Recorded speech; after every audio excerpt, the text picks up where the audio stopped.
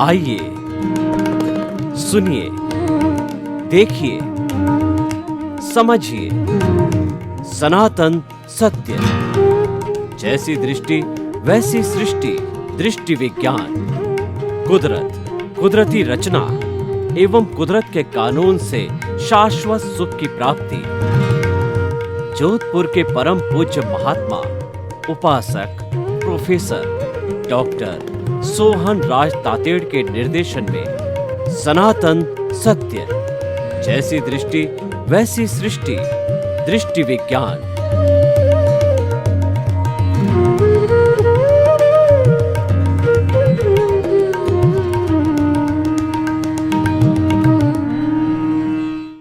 भाई और बहनों, मातृशक्ति को नमन।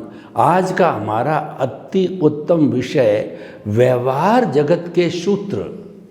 देखिए, जिस जगत में हम जीते हैं, परिवार हमारा, समाज, देश, राज्य, विश्व, ये जो 5 इंद्रियों से जो दिखाई देता है, आँखों से खास तौर से जो जगत दिखाई देता है, उस जगत को व्यवहार जगत कहते हैं। और बंद आँख का जो जगत होता है वो निश्चय जगत होता है, वो परमात्मा का जगत होता है। उस जगत के अंदर परिंदा भी पर नहीं मार सकता।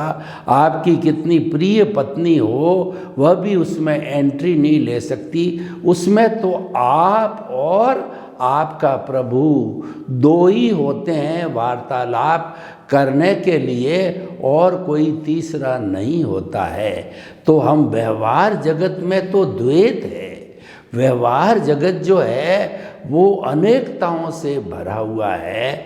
व्यवहार जगत जो है समस्याओं से भरा हुआ है, क्योंकि व्यवहार जगत के अंदर अगर हम इस पृथ्वी की बात करें तो 7.8 करोड़ की जनसंख्या आबादी निवास करती है, और मुंडे मुंडे मतिर भिन्ना।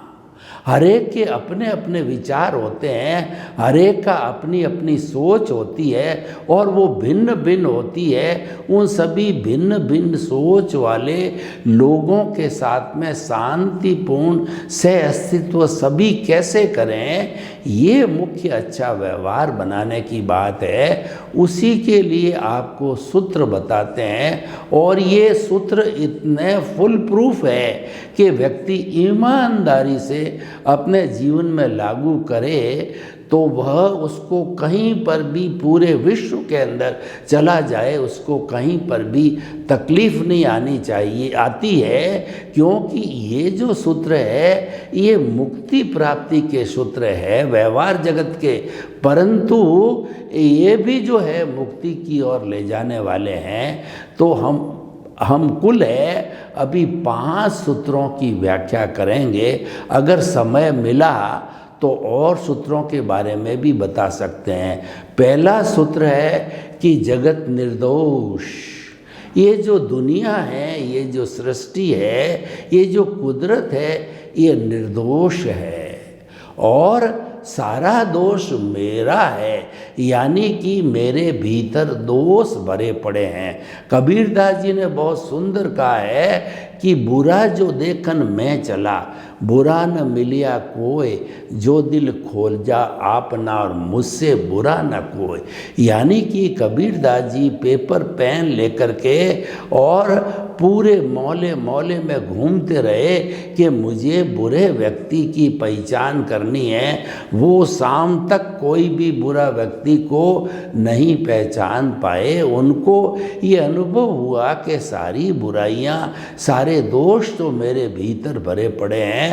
इसीलिए जो है जगत निर्दोष सब मेरा दोष, यानी कि, और वास्तव के अंदर दार्शनिक दृष्टि से देखा जाए तो हमारे जन्म से मृत्यु तक जो कुछ भी उदय और प्रारब्ध होता है, मन वचन काया की क्रिया होती है, वह जो है हमारे पिछले जन्म का जो भाव कर्म बना था, इस जन्म में वो द्रव्य कर्म के रूप में आ जाता है। कई लोग इसको कॉजल बॉडी कहते हैं, बहुत से लोग इसको अज्ञान कहते हैं, कोई राग द्वेष कहता है, कोई मोह का संसार कहता है, कोई कर्म रज कहता है, कोई कर्म शरीर कहता है। अलग अलग जो है लोगों ने नाम दिए, परंतु मान लीजिए कि जो ज़्यादातर लोगों ने इसको अज्ञान रूप में स्वीकार किया है। वो अज्ञान जो है हम साथ में लेके आते हैं और जन्म से मृत्यु तक वही फिल्म चलती रहती है, वही स्क्रिप्ट चलती रहती है, वही उदय और प्रारब्ध चलता रहता है। और जो हमने पिछले जन्म में क्रिया की थी, इस जन्म में उसी की प्रतिक्रिया होती है। जो हमने पिछले जन्म में ध्वनि की थी, इस जन्म में मात्र उसकी ध्वनि होता है। जो बीज पिछले जन्म में डाला था, इस जन्म में जो उसकी पौध मिलती है, और जो कर्म हमने पिछले जन्म में किया था उसका हमको रिजल्ट मिलता है, परिणाम मिलता है, और हमारा उसको हिसाब कहा जा सकता है, उसको डेबिट क्रेडिट कहते हैं। ये जो है चलता रहता है। दुनिया की ऐसी कोई ताकत नहीं है कि वो आपको टच कर सके, आपके पास आ सके या आपसे बात कर सके।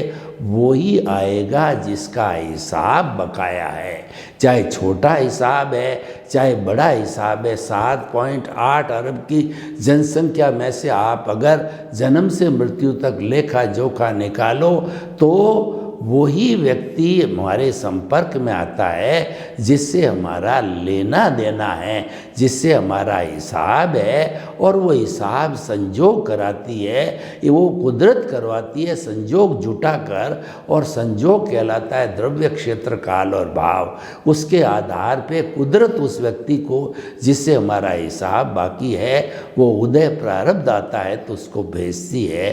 तो भाई और बहनों, जब ये देखिए, जब हम किसी भी व्यक्ति की तरफ अंगुली करते हैं यानी उसके दोष निकालते हैं, तो आप देखिए कि एक तो अंगूठा और 3 अंगुलियां हमारी तरफ रहती है। वो ये कहती है कि तू जो दूसरे के दोष देख रहा है उससे कई गुना दोष तुम्हारे भीतर भरे पड़े हैं, और हम उन दोषों की सफाई करेंगे जब भी हमको लाभ होने वाला है, जब भी हमको शाश्वत सुख मिलने वाला है, जब भी हमारी मुक्ति होने वाली है। और दूसरों के जितने जितने दोष देखेंगे तो हमारे भीतर जो अज्ञान भरा पड़ा है ये बढ़ता जाएगा, घटेगा नहीं है। और इसी अज्ञान की वजह से हम 84 लाख जीवा योनि के अंदर जो है असंख्य अनंत समय से घूमते आ रहे हैं, क्योंकि हमने कभी अपने दोष नहीं देखे, हम दूसरों के दोष देखते रहते हैं। व्यवहार जगत में तो यही होता है। मैं आपको एक उदाहरण देता हूँ कि जो है एक सासू जी ने एक घी का जो लोटा है वह रसोई के अंदर नीचे रख दिया, और बेचारी बहू आई तो वो नीचे नहीं देख पाने के कारण ठोकर से जो है वो घी का लोटा जो है वो उल्टा हो गया, घी ढुल गया। तो जो सासू जी ने गालियों की बौछार चालू कर दी है कि तू ऐसी है वैसी है, देखती नहीं है, करती नहीं है। वो अपने दोष नहीं देख रही है, वह अपने जो है बहू के दोष देख रही है। इसी तरीके से देखिए, कोई कर्मचारी है और एक अधिकारी है, तो कोई भी कर्मचारी से जो है, जो मान लीजिए कि कोई फैक्ट्री चल रही है और फैक्ट्री के अंदर कोई मशीन गड़बड़ है, उसको ठीक नहीं कराया जा रहा है, और जो चलाने वाला टेक्नीशियन है उसके जो है चलते चलते वो मशीन बंद हो गई, ख़राब हो गई, क्योंकि वो तो ख़राब ही थी। तो अफसर कहता है कि ये तेरी गलती है, तू जो है बिल्कुल जो है अनाड़ी मैकेनिक है, अनाड़ी जो है इस मशीन को चलाने वाला ऑपरेटर है, तो इतना ही समझता नहीं। तो बेचारा क्या करे, वो तो हर बार शिकायत कर रहा है कि मशीन को ठीक कराओ, कभी भी बंद हो सकती है। लेकिन अधिकारी जो है वह दोष है उस ऑपरेटर पर डालता है। तो पूरा जगत का नियम यही है कि जो बड़ा होता है उम्र के अंदर, पद के द्वारा, ज्ञान के द्वारा, किसी भी रूप में बड़ा होता है, वह जो है सारा दोष छोटे वाले पर डाल देता है। लेकिन जो अपने स्वयं के दोष देखता है वह व्यक्ति हमेशा अपना सुधार करता जाता है। और बिल्कुल 100% अगर व्यक्ति अपने ही दोष देखता रहे तो निश्चित तौर से इस जन्म में जो हमारा अज्ञान है, काफ़ी हाई परसेंटेज तक वो अज्ञान जो है वह जो है अपने दोष देखने के कारण डिटर्जेंट रूप के अंदर वह साफ होता रहता है। और जब अज्ञान 1 जन्म, 2 जन्म, 3 जन्म के अंदर ज़ीरो हो गया तो उसके बाद तो आत्मा जो है वह इस शरीर के अंदर रहेगी नहीं, क्योंकि वो तो शुद्ध स्वरूप में है, वो तो मुक्ति में जाने वाली है। इस अज्ञान ने उसको बांधे रखा है। अज्ञान एक फेविकोल है जिससे कि जो है वो आत्मा को चिपकाए रखता है कर्म शरीर के साथ में।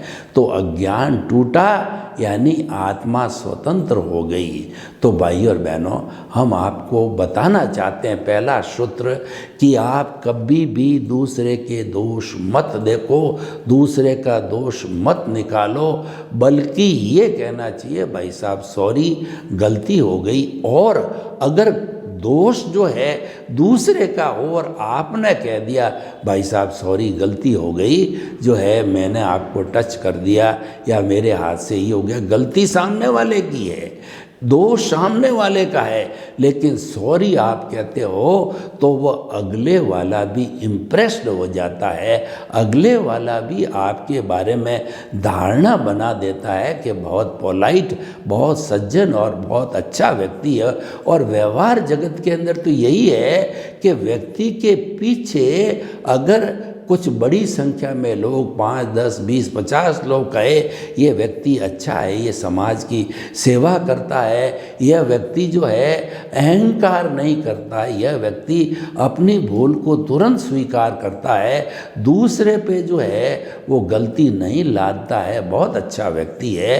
तो इस सूत्र के द्वारा आप विश्व के किसी भी कोने में चले जाओ, आपके सब मित्र ही मित्र होंगे, कोई शत्रु बनेगा नहीं। और जो मिशन आप लेके जा रहे हो वो मिशन निश्चित तौर पे सफल होगा। अब दूसरा सूत्र हम लेते हैं कि टकराव टालिए। देखिए आज घर से लगा के हस्बैंड वाइफ 2 से लगा के परिवार को लीजिए, समाज को लीजिए, आप जो है शहर को लीजिए, प्रांत को लीजिए, देश को लीजिए, विश्व को लीजिए, टकराव चलता रहता है, टकराव चलता रहता है और एक दूसरे से भिड़ते रहते हैं लोग। हम जो है कोई भी 2 व्हीलर या 4 व्हीलर चला रहे हैं गाड़ी के ऊपर और किसी से टक्कर हो गई और जरा सी खरोंच आई है, कोई विशेष नुकसान नहीं हुआ है, लेकिन जो है कुछ लोगों की आदत होती, वो भिड़ जाते हैं, गालियों की बौछार करते हैं, हाथापाई करते हैं, उसका कंपेंसेशन मांगते हैं, तो वो मामला बढ़ते बढ़ते पुलिस और कोर्ट तक चला जाता है। कोर्ट के जितने भी मामले हैं उनके जो है जड़ में, उनके केंद्र के अंदर जो है टकराव रहता है। और हस्बैंड वाइफ का भी देखो कि टकराव होते होते डाइवोर्स की स्थिति आ जाती है, भाई भाई के बीच में टकराव बढ़ते बढ़ते अलग होने की स्थिति आ जाती है। तो ऐसे जो है पार्टनर्स को देखिए बिजनेस से अलग हो जाते हैं, तो सारा मुद्दा टकराव का ही है। तो अगर व्यक्ति प्रतिक्रिया विरक्ति छोड़ दे कैसे प्रतिक्रिया विरति छोड़ना?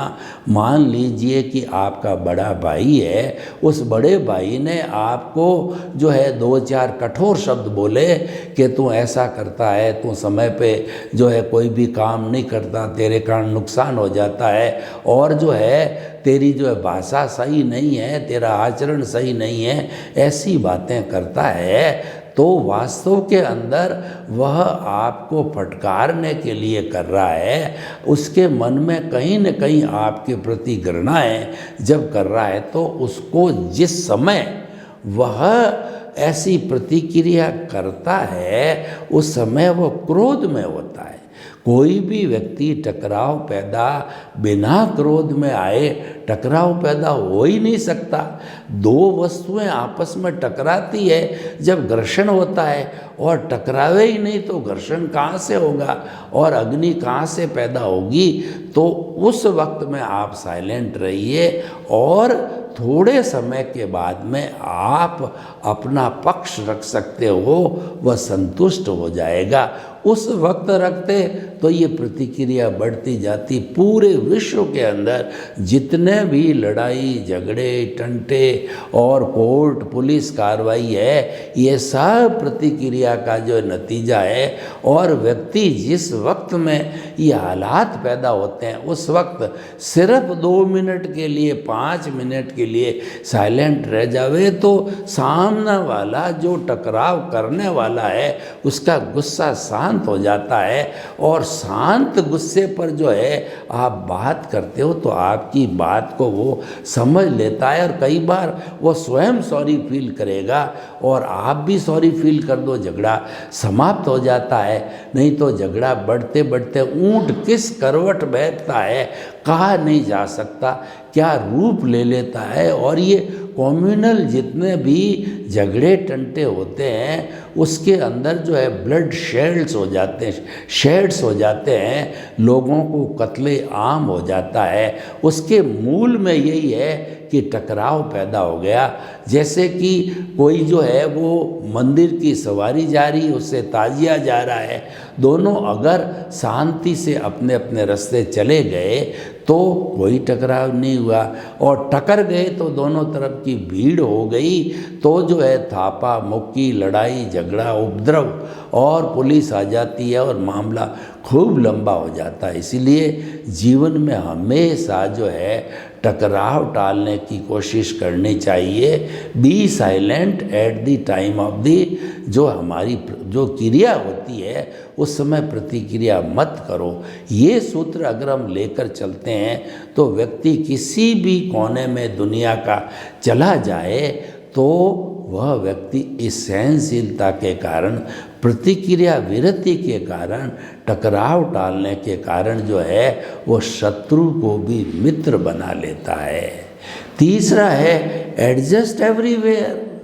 देखिए कितना बड़ा सूत्र है कि सर्दी है गर्मी है, आपको एसी नहीं मिल रहा है, सर्दी ज़्यादा है, आपको हीटर की सुविधा नहीं मिल रहा है, तो आप अपना कंबल जो है वो ओढ़ सकते हो। कभी नीचे सोने की आवश्यकता हो जावे, कभी भोजन हमेशा अच्छे अच्छे व्यंजन लेते हैं, वैसा सामूहिक रूप से नहीं मिल पाता है, कोई भी धार्मिक गोष्ठियों के अंदर वगैरह। तो हर जगह जो है आपको एडजस्ट एवरीवेयर करना चाहिए। चाहे आप किसी के घर गेस्ट रूप में गए हो, या जो है आप कहीं अपने ससुराल गए हो, कहीं पर भी गए हो, तो आप वहाँ पर एडजस्ट हो जाइए। छोटों के साथ बड़ों के साथ बराबरी उम्र के साथ में एडजस्ट हो जाते हो, आप भी प्रसन्न होते हो, और जिसके साथ एडजस्ट होते हो वही जो है प्रसन्न होता है। एडजस्ट न होते हो, आपके कोई कमी रह जाती है, तो फिर वही टकराव चालू हो जाता है, प्रतिक्रिया चालू हो जाता है, आपका भी मूड ऑफ हो जाता है, सामने वालों की मूड ऑफ हो जाता है, और वो एक दूसरे से चले जाते हैं। जिस काम के लिए आते हैं वो काम धरा का धरा रह जाता है। तो और ये आप देखिए हमारी जो राज्यसभा लोकसभा है उसमें भी जो है जो एमपीज है वगैरह है जो राज्यसभा जो सांसद होते हैं वो कुर्सियाँ उठा उठा करके लड़ने को आ जाते हैं, किसी कॉलर पकड़ने को आ जाते हैं। ये क्या स्थिति है कि वो आपस में एडजस्ट नहीं होते हैं, क्योंकि सबको वो बकायदा उनका अध्यक्ष होता है संसद का, वो आपको टाइम देता, हर एक को बोलने की स्वतंत्रता होती है। पर पार्टीबाजी होने के कारण किसी जो है वो विरोधी पार्टी का स्वर दबाने के कारण जो लोग हुल्लड़ करते हैं, एडजस्ट नहीं होते हैं। तो ये जो है एडजस्ट एवरीवेयर हो जाता है व्यक्ति, उसको तो प्रसन्न रहता है, उसको तो कोई तकलीफ ही नहीं होता है, और जहाँ पर वो बैठा है जिसके साथ वो है वो भी प्रसन्न होते हैं। तो ये 3 सूत्र हो गए। और चौथा सूत्र है कि भुगते उसकी भूल। ये जो है वैसे व्यवहार में तो बहुत ही अटपटा सा लग रहा है कि जैसे कि मैं चल रहा हूँ और किसी ने मेरे को धक्का दे करके गिरा दिया और मेरे फ्रैक्चर हो गया। तो ये सूत्र कहता है कि आप उसको सहन कर लीजिए, क्योंकि सामने वाला व्यक्ति की वो स्वतंत्र सत्ता नहीं है आपको धक्का देने की, वो तो आपका किया हुआ है। उसको जो है वो कुदरत ने भेजा है कि आपका हिसाब क्लियर करने के लिए, आपका उसके साथ हिसाब बकाया है कि आपने पूर्व जन्म में उसको इसी तरह से धक्का दिया था और अब वो उदय प्रारब्ध आया है। तो जो कुदरत है उसी व्यक्ति को भाई के रूप में और दोस्त के रूप में, अपरिचित परिचित किसी भी रूप में भेजती है और वो आपको धक्का मार देता है। तो अब भुगतता कौन है? भुगत आप रहे हो, क्योंकि आपके फ्रैक्चर हो गया, पट्टा हो गया। लेकिन ये व्यवहारिक सूत्र ये कहता है कि जिसने धक्का दिया है उसकी भूल नहीं है, भूल आपकी है। आपका तो हिसाब क्लियर हो रहा है, वो उसके प्रति कृतज्ञता ज्ञापित करो कि भाई तुम आए हो, मुझे एनओसी देने आए हो, मुझे समस्त प्राणियों से जिससे कि मैंने साथ मेरे द्वारा बुरा बर्ताव हुआ है उन सब से क्षमा याचना करके शुद्ध होना चाहता हूँ। और मूल बात क्या है देखिए कि जो पिछले जन्म में एक्स नाम का व्यक्ति था उसने धक्का दिया था और भुगत आप रहे हो, व्यक्ति दूसरा है। इसीलिए आपको लगता है कि मैंने तो इस आदमी को कभी देखा ही नहीं, धक्का दिया ही नहीं और इसका फ्रैक्चर किया ही नहीं, कैसे कर रहा है। लेकिन आपके भीतर विराजमान प्रभु जो आत्मा है उसको सब ध्यान है, उसकी प्रेजेंस है। पिछले जन्म में करने वाला दूसरा था,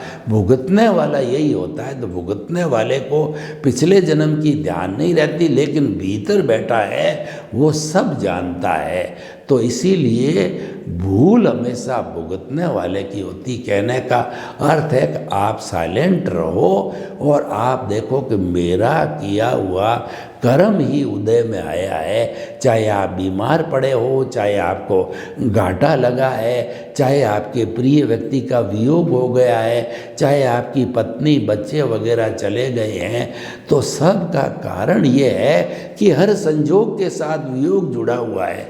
उतना ही आपके साथ हिसाब था और वो चला गया। हमारे साथ जितने भी लोग आते हैं, पत्नी भाई बहन, जो जीवन भर साथ रहते हैं, वो सब पार्टियां हैं।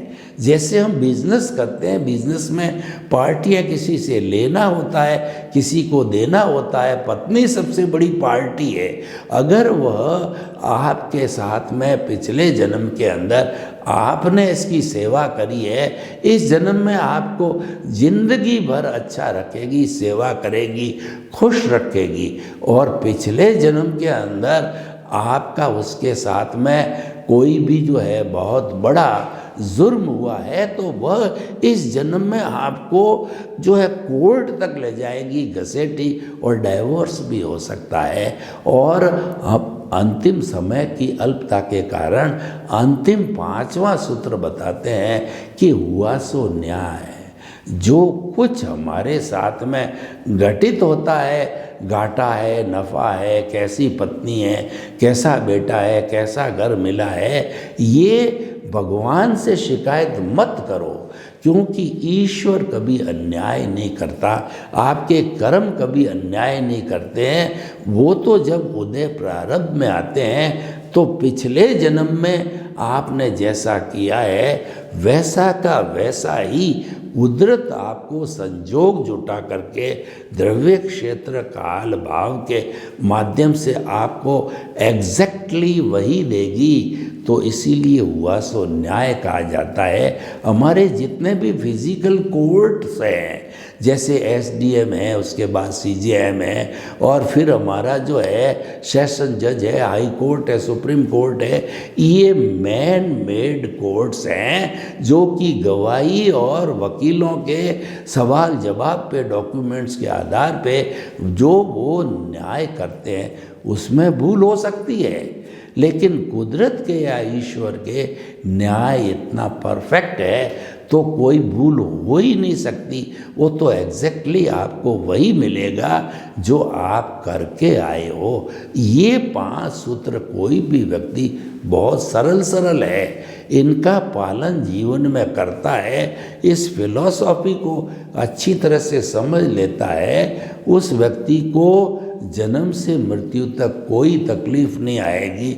चाहे टप से टप उसके बुरा से बुरा समय चले, कर्म चले, तो भी जो है वो हमेशा सुखी रहेगा, शांत रहेगा, बैलेंस्ड रहेगा, आनंद में रहेगा। सर्वे भवन्तु सुखिनः, सर्वे सन्तु निरामया। लोक के सब जीवों को सुख मिले, शांति मिले, आनंद मिले, प्रेम मिले और सौहार्द मिले, और हम जगत जो हमारा व्यवहार जगत के अच्छे सूत्रों से जीवन यापन करके हम सब प्रसन्न रहें। आपके प्रति मंगल भावना।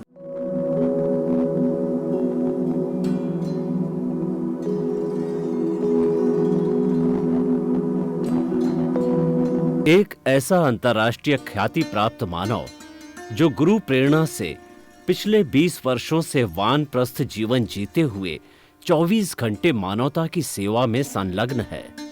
एक ऐसा मानव जो अभी राष्ट्रीय, अंतर्राष्ट्रीय टीवी चैनलों पर 7,500 एपिसोड के माध्यम से सनातन सत्य, आत्मविज्ञान एवं पुनरुत्थान, व्यवहार एवं निश्चय जगत के जीवनोपयोगी विषयों पर हृदय स्पर्शी प्रवचन कर चुका है।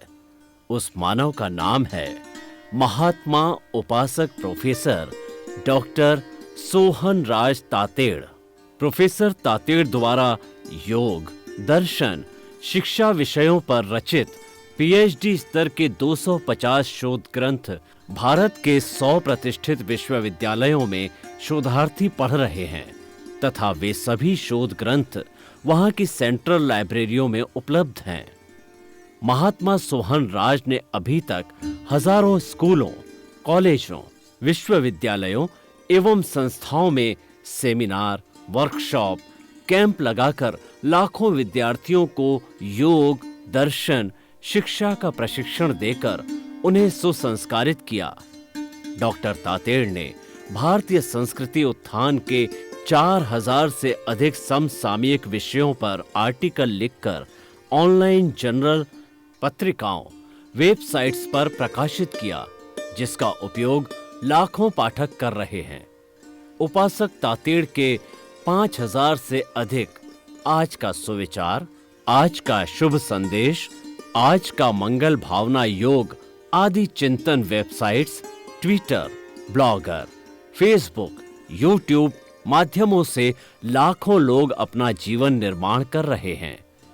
मानवता के मसीहा ऐसे महामानव महात्मा सोहन राज तातेड़ के प्रोफाइल को अभी तक विश्व के 20 लाख दर्शक यूट्यूब पर, 12 लाख गूगल पर एवं लाखों दर्शक फेसबुक, ब्लॉगर, ट्विटर और इंस्टाग्राम पर देख चुके हैं।